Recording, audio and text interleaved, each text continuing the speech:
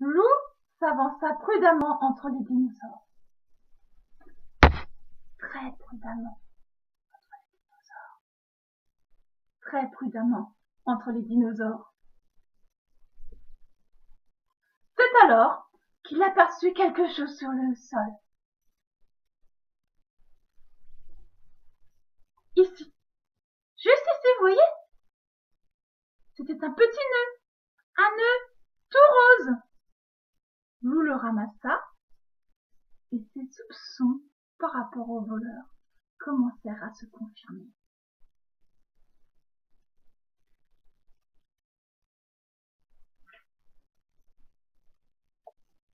Pensif, Lou se hâta de rejoindre le petit gardien.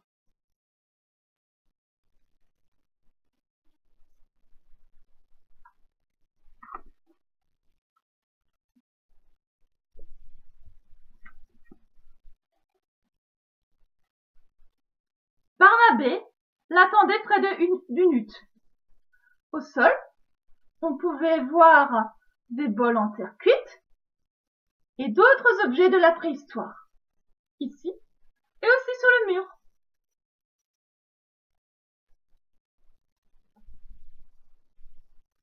Grâce à ces objets, on sait comment vivaient nos ancêtres, expliqua Barnabé.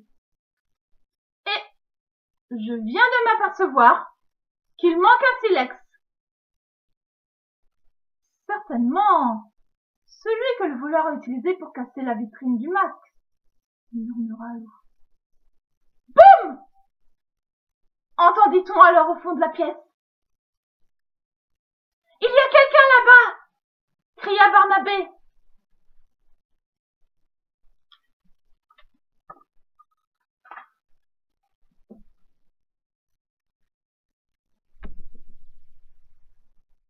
Les deux compères se lancèrent à la poursuite de l'ombre. À bout de souffle, Barnabé s'arrêta devant le sarcophage du pharaon, tout en canine. Je n'y comprends rien. Cette salle est sans issue. À croire que le voleur s'est volatilisé.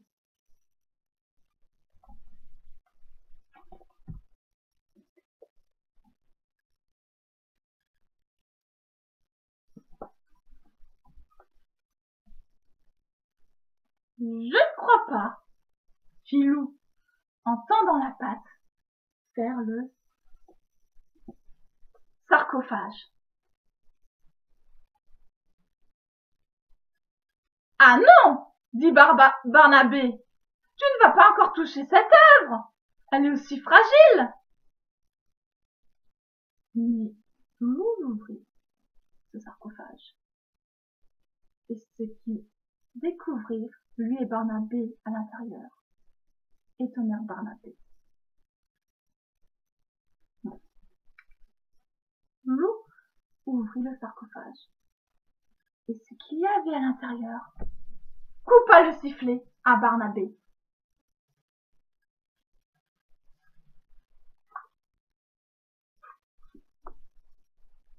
À l'intérieur du sarcophage, il y avait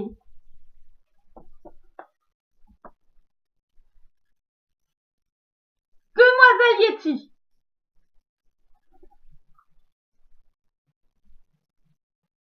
Elle tenait dans ses bras le masque volé.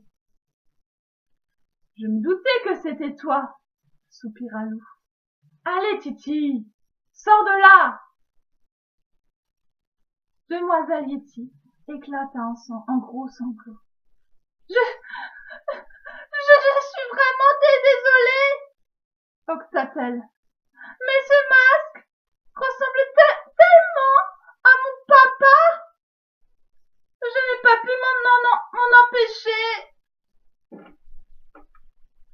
Allez, on ne pleure plus, fit le rat ému. Nous allons le remettre à sa place, et comme ça, personne n'en saura rien.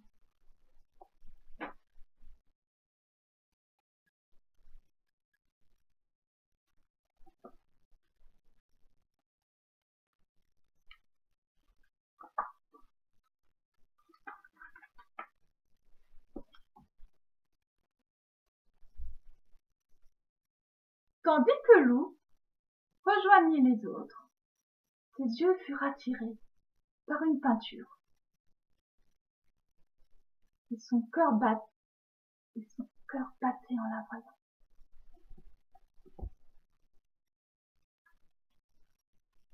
Cette peinture, on aurait dit sa forêt, mais en plus grande et en plus jolie.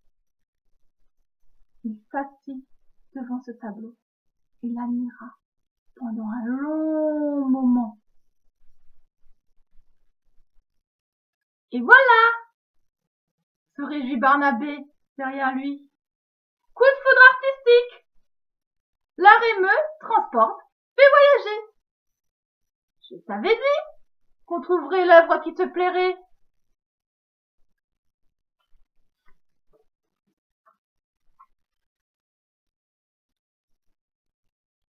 Après un long moment, Loup rejoignit ses amis. Ils étaient tous devant les peintures à écouter Maître Hibou. « Ah, te voilà, Loup !» gronda le vieux hibou. « Et moi qui croyais que tu allais faire un effort pour apprécier le musée. À peine arrivé, tu disparais. »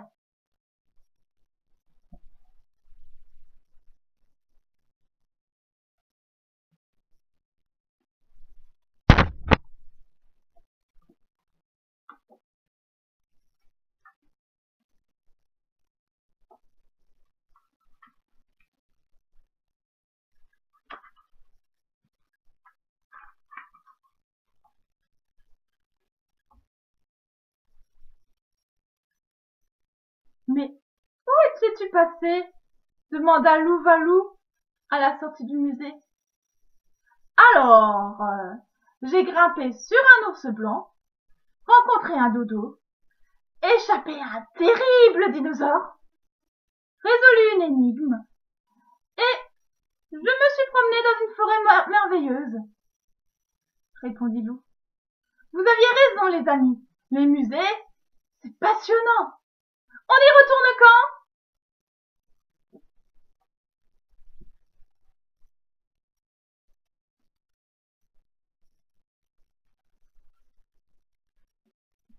Fin de l'histoire. Allez.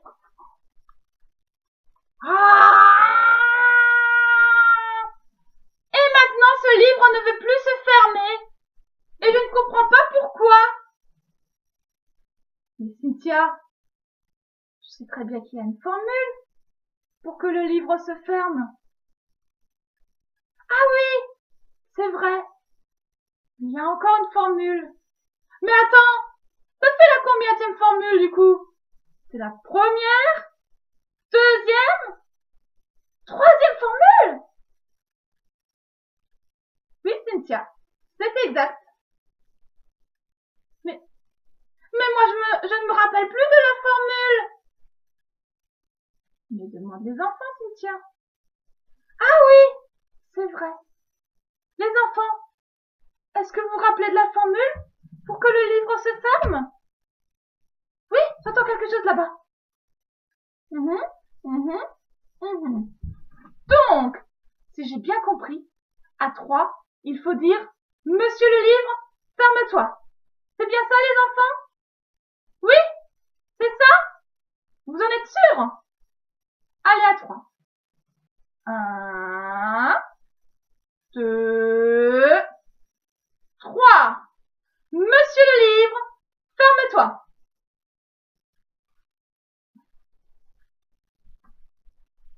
Et voilà. Bon, mais il est où ce sac magique maintenant? Ah, il est là-bas. Il voulait s'enfuir, le coquin, sans son livre. Allez, viens ici, toi. Hop, voilà.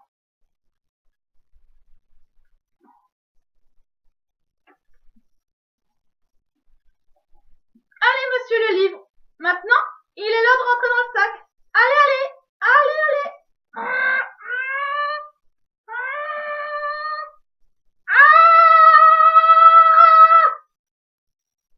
Mais ce livre ne veut plus rentrer dans le sac.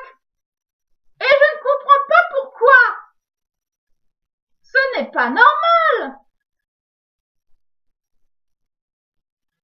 Mais Cynthia, tu sais très bien qu'il y a une formule pour que le livre retourne dans le sac. Quoi? Encore une formule?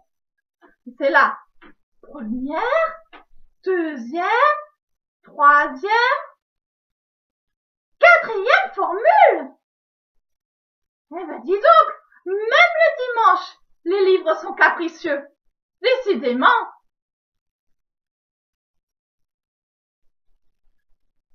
Bon, ce n'est pas tous les enfants. Il faut qu'on la trouve, cette formule, pour que le livre retourne dans le sac magique. Est-ce que vous connaissez la formule par hasard? Oui, j'entends quelque chose là-bas.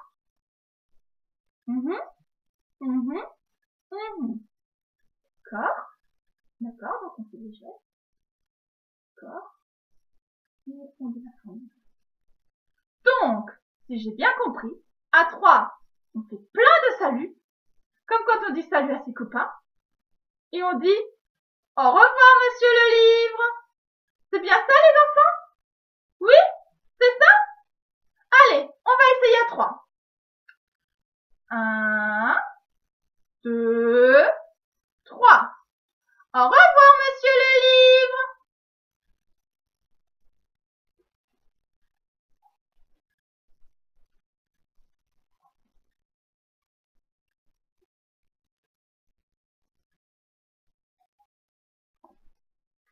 Eh ben voilà. Ce n'était pas aussi compliqué que ça en fait.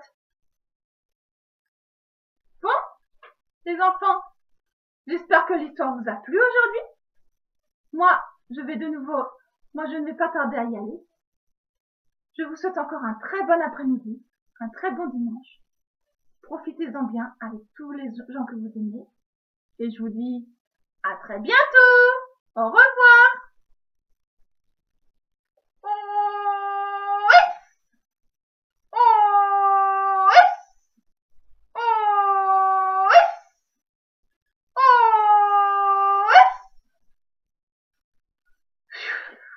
Ah ben c'est du sport tout ça, hein. Au revoir les enfants. À bientôt. Et voilà les enfants, c'est tout pour aujourd'hui. J'espère aussi que l'histoire vous a bien plu. Et comme le dit Cynthia, profitez encore bien de votre après-midi. Profitez-en avec tous les gens que vous aimez. Et moi aussi, je vous dis à très bientôt. Au revoir. Bon après-midi.